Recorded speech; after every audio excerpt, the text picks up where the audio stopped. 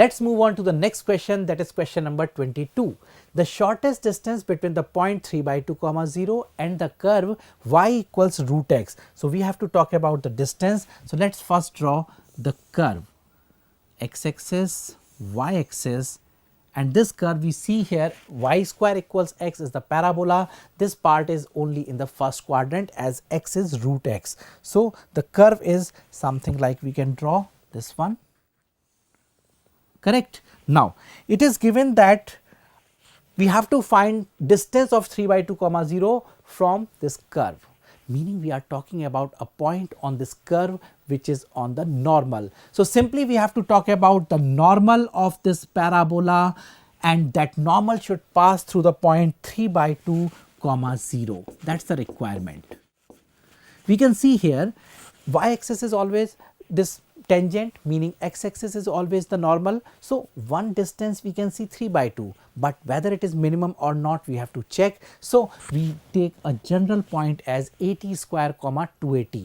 For y square equals x, a is 1/4, so it becomes t square by 4 comma t by 2, correct. Let's write down the equation of normal at this general point and pass that through 3/2 comma 0.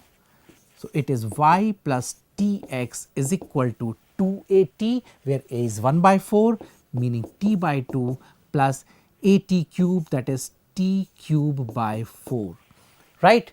It is passing through the point 3/2 comma 0. Let's pass it. 0 plus 3/2 t is equal to t by 2 plus t cube by 4. From here we obtain either t is 0, which we already said that this is always a normal. Second, you can see here this is t cube by 4 minus t, giving you t square equals 4 as the other option.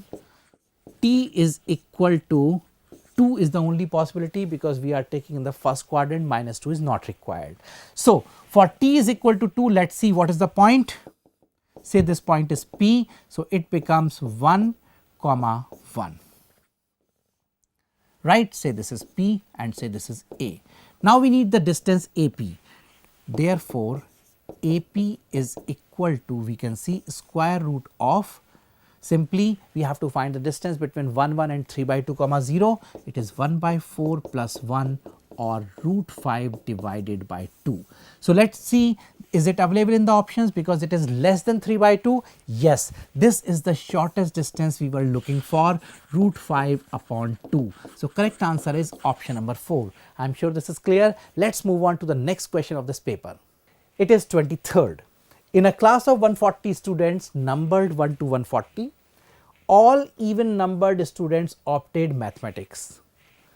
Those whose number is divisible by 3 opted physics. Let's underline these important points over here so that we can remember later. Even numbered opted maths, divisible by 3 opted physics, and divisible by 5 opted chemistry. Question is talking about find the number of students who did not opt any of the 3 subjects. So we need to draw the Venn diagram for this question.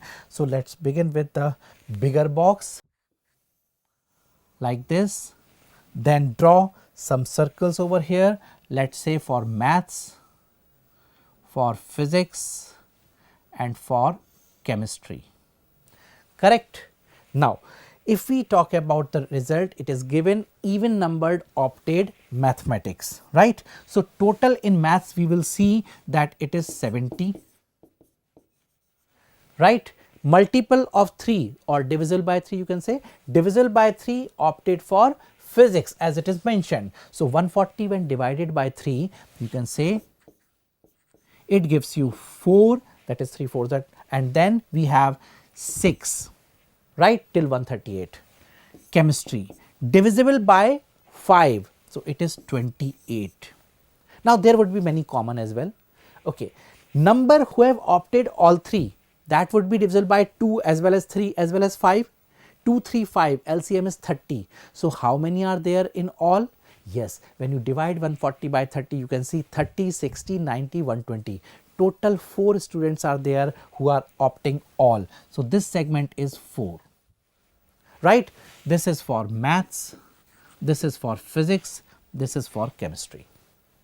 Now, common for maths and physics, meaning maths was multiple of 2, it was multiple of 3, it was multiple of 5, right. Now, we are looking for the common for maths and physics. Maths and physics, that means multiple of 6. When you say multiple of 6, 140 divided by 6, you get 23 as the confirmed number, 23 meaning these two. So, we have number here as 19. Now, maths and chemistry, when you talk about maths and chemistry, that is multiple of 10.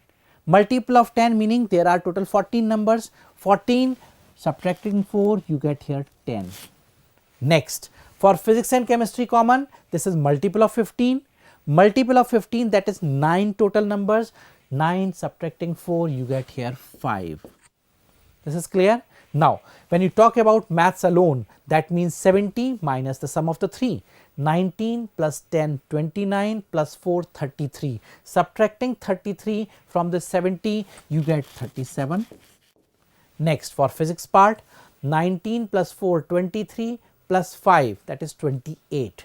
Subtracting 28 from 46, you get 18. Moving ahead, chemistry. 15 plus 4, 19. 19, when you subtract from 28, you get 9. Now, the question is talking about who are opting nothing. So, this is 70 plus 18, that is 88, plus 5, 93, plus 9, that is 102. So, how many remaining? This is simply 38. So, let us see from the given options. Yes, it is available here as option number 2. I am sure this Venn diagram part is clear to you. Let us move on to the next question, that is question number 24. It says n greater than or equal to 2 be a natural number and theta is between 0 to pi by 2. Then we have to talk about this integral, right. We have to opt from the given options. Let us first do one thing, put sin theta as t, so that this complicated part becomes a bit simpler. When you say sin theta is t, you can say cos theta is simply dt by d theta. So, we have here integral t to the power n minus t whole to the power 1 by n divided by t raised to the power n plus 1 into dt. So, that cos theta d theta is simply dt. I am sure this part is clear. Next, what you need to do here, you need to take t n out of this bracket, raised to the power 1 by n makes it simply t, right. When you take t n common, you are left with t outside. That means it is simplified as 1 minus 1 upon t to the power n minus 1 whole raised to the power 1 by n divided by t raised to the power n dt, right. If I take this term inside as u or u to the power n, this term is there as the derivative. So, next substitution in this case will be put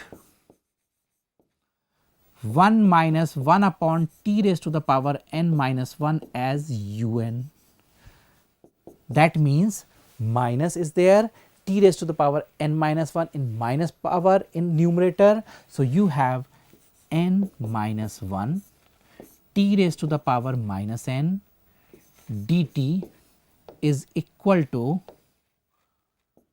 n u n minus 1 du. I am sure this part is clear.